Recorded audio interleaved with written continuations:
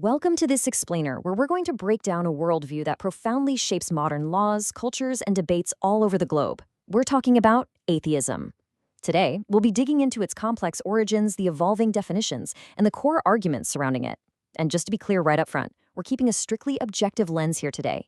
We're simply looking at the facts, the historical data, and the source material to understand exactly how this worldview has evolved over time. Let's actually kick things off with a pretty provocative quote from the 18th century philosopher Baron d'Holbach. He famously said, "All children are born atheists. They have no idea of God." It's a fascinating thought, right? This one sentence really sets the stage for our whole exploration of what it actually means to not believe in a deity. It suggests that, well, maybe disbelief is just the default human state before any outside concepts are even introduced. So here is our roadmap to make sense of all this. We've got 5 parts today. First, defining the godless. Second, the historical evolution. Third, arguments against the divine. Fourth, Darwin and new atheism. And finally, ethics without religion. All right, part 1, defining the godless, where we'll look at the terminology of disbelief. It is absolutely crucial we establish a shared vocabulary here, mostly because atheism is a seriously loaded term, and it's had wildly different definitions throughout history. Believe it or not, the root of our modern word actually stretches all the way back to ancient Greece. The term atheos literally translated to without God or godless, but here's the catch. Originally, it didn't mean you thought the gods literally didn't exist. Instead, it was used as a term of censure.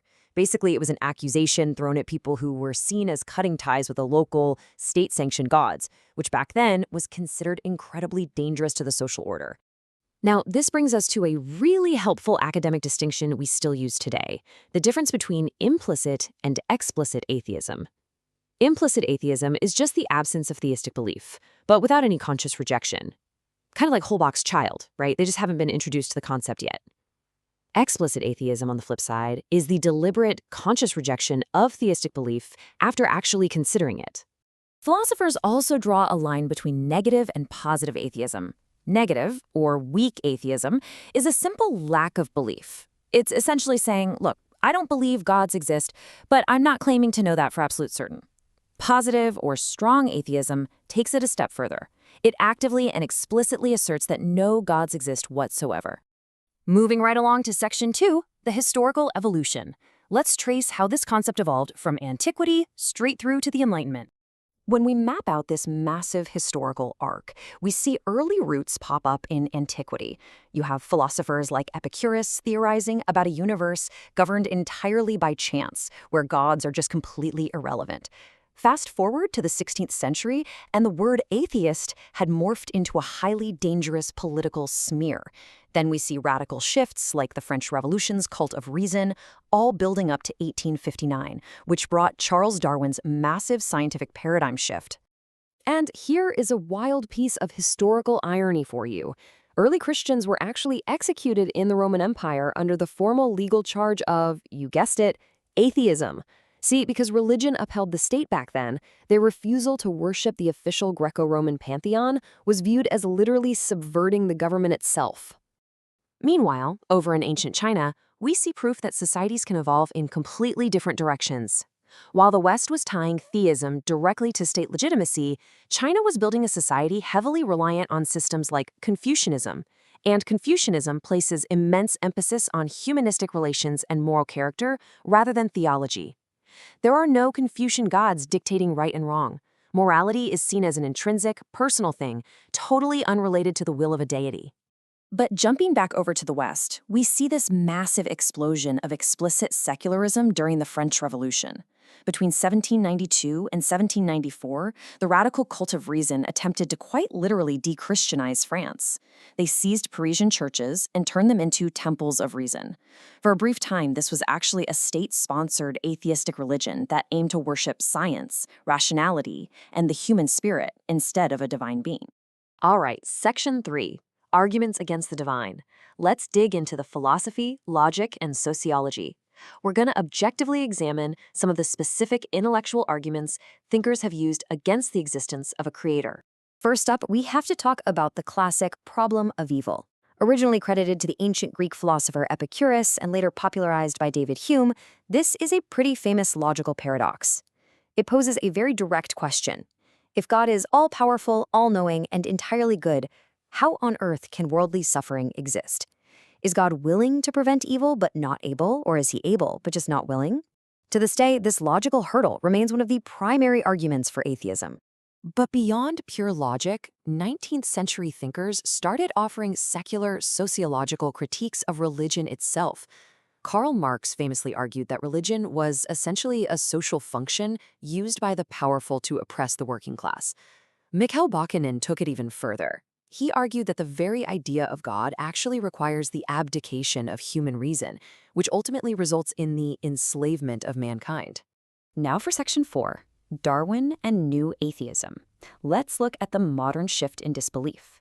Because when you combine those philosophical and sociological seeds with the 1859 publication of Charles Darwin's theory of evolution, you eventually get what we now call New Atheism.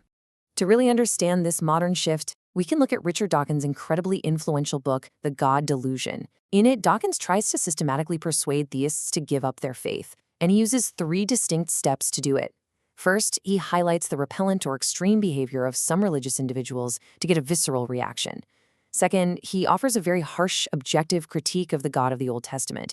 And finally, he presents Darwinism as a fully satisfying, complete worldview that simply removes the need for a creator altogether. To defend Darwinism as this complete worldview, Dawkins directly tackles famous creationist arguments.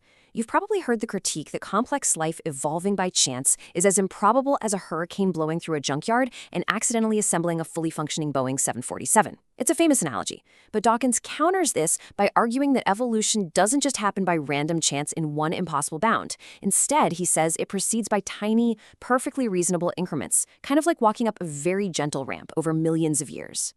Dawkins also leans into evolutionary psychology to explain why religion persists in humans in the first place. He characterizes the religious instinct as a misfiring of an originally useful natural adaptation, specifically, a child's evolutionary need to implicitly obey authority figures in order to survive. He compares it to a moth flying into a candle flame. You see, the moth is using an evolutionary trait meant for navigating by the moon. But when it encounters a candle, that incredibly useful instinct tragically misfires. Finally, Section 5, Ethics Without Religion. Let's look at the demographics and secular morality. How exactly does an atheistic worldview play out in modern society? And how do secular ethics function today? To wrap our heads around the sheer sociological scale of this, check this out. Current estimates suggest there are between 500 million and 1.1 billion people worldwide who hold an absence of theistic belief. That is a massive number, making irreligion one of the largest single demographics on the planet. And within academia, a recent survey shows that a solid majority of working philosophers, about 56.5%, lean towards physicalism. That's the belief that only physical entities exist, totally omitting the possibility of a non-material divine being or any sort of supernatural realm. So what actually happens to a society without religion? Well, sociologist Phil Zuckerman's research suggests that secular ethics are highly functional. His data shows that highly secular, industrialized democracies actually show positive correlations with overall societal well-being. On top of that, secular groups tend to show lower levels of nationalism, prejudice, and dogmatism. And, which might be surprising to some, U.S. states with the highest atheist populations actually report lower than average murder rates.